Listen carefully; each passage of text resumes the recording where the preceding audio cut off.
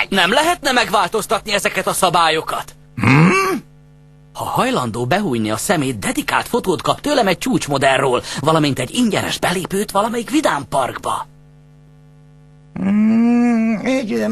Hát nagyon szeretem Claudia Schippert.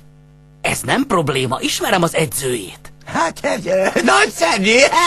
Nem bánja meg. Megígérem. Hogy kaphatnék tőle dedikált fotót, hiszen ő is eltűnt? Pontosan! Ezért van szükségem a kristálygömbökre, gondolja csak meg! Son Goku, beszélhetnék veled? Igen? Mióta ismered a top modelleket? Nem Bulma fényképéről van szó? Hát ez nem igaz, megőrültél! Nem szégyelled magad! Miért nem adod neki Csicsi fényképét? Ha meglátom, hogy inzultálni merészeled a feleségemet, megöllek! Nyugalom, öregem, büszke lehetnél rá, hogy Bulma ilyen szép. Ha odadom neki Csicsi képét,